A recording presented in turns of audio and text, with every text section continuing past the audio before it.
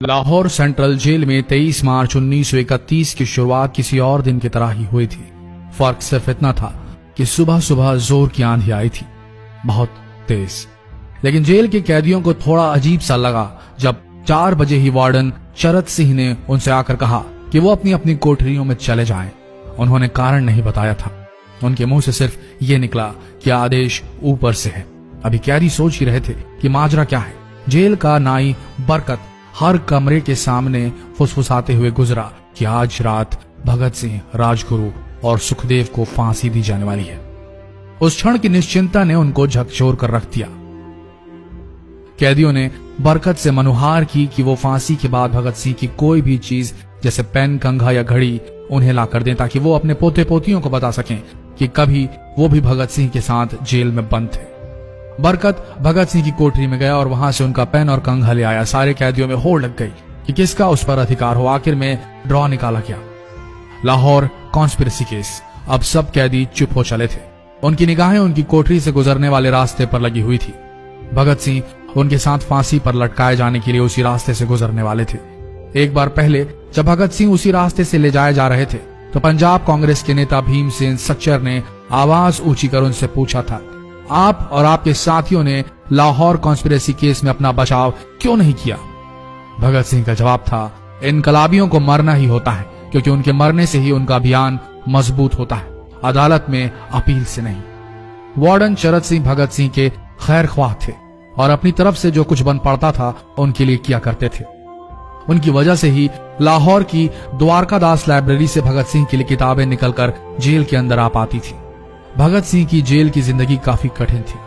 किताबें पढ़ने का शौक हो चला था उन्हें कि एक बार उन्होंने अपने स्कूल के साथी जयदेव कपूर को लिखा था कि वो उनके लिए कार्ल लिब्कनेcht की मिलिटरिज्म, लेनिन की लेफ्ट विंग कम्युनिज्म और ऑप्टन सिंक्लेयर का उपन्यास द स्पाई कुलबीर के जरिए भिजवाएं। भगत सिंह जेल की कठिन जिंदगी के आदी हो चले थे। उनकी कोठरी नंबर 14 का फर्श पक्का नहीं था, उस पर घास उगी हुई थी। कोठरी में बस इतनी ही जगह थी कि उनका 5 फुट 10 इंच का शरीर बमुश्किल उसमें लेट पाए। भगत सिंह को फांसी दिए जाने से 2 घंटे पहले उनके वकील प्राणनाथ मेहता उनसे मिलने पहुंचे। मेहता ने बाद में लिखा कि भगत सिंह अपनी छोटी सी कोठरी में पिंजड़े में बंद शेर की तरह चक्कर लगा रहे थे। इनकलाब जिंदाबाद। उन्होंने मुस्कुराकर मेहता को स्वागत किया और पूछा कि आप मेरी किताब रिवोल्यूशनरी लेनिन लाए या नहीं। जब मेहता ने उन्हें किताब दी तो वे उसे उसी समय पढ़ने लगे मानो उनके पास अब ज्यादा समय न बचा। मेहता ने उनसे पूछा कि क्या आप देश को कोई संदेश देना चाहेंगे? भगत सिंह ने किताब से अपना मुंह हटाए बगैर कहा, सिर्फ 2 संदेश, साम्राज्यवाद मुर्दाबाद और इनकलाब जिंदाबाद। इसके बाद भगत सिंह ने मेहता से कहा कि वो पंडित नेहरू और सुभाष चंद्र बोस को मेरा धन्यवाद पहुंचा दे जिन्होंने मेरे केस में गहरी रुचि ली थी। भगत सिंह से मिलने के बाद मेहता राजगुरु से मिलने उनकी कोठरी पहुंचे। राजगुरु के अंतिम शब्द थे, हम लोग जल्द मिलेंगे।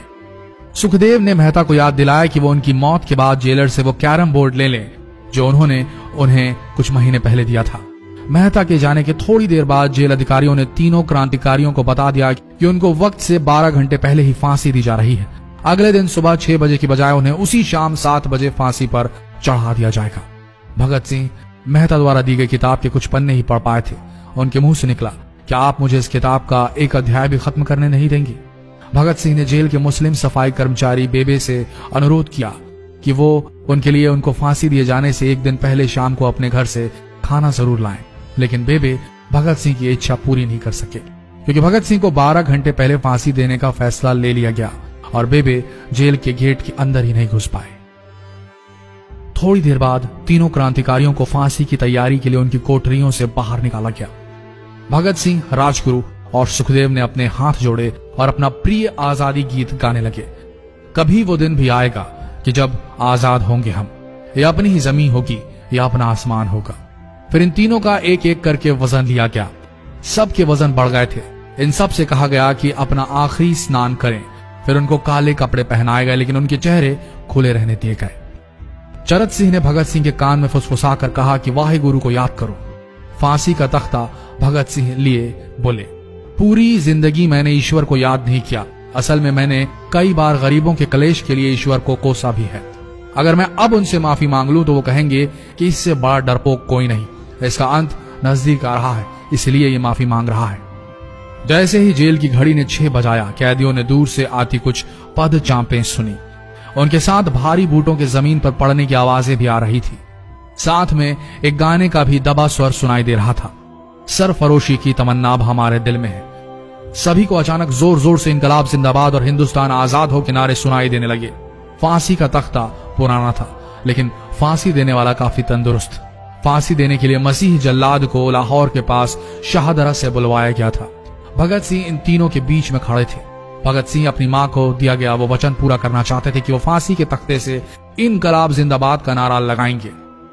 लाहौर जिला कांग्रेस के सचिव पिंडी दास सोंधी का घर लाहौर सेंट्रल जेल से बिल्कुल लगा हुआ था।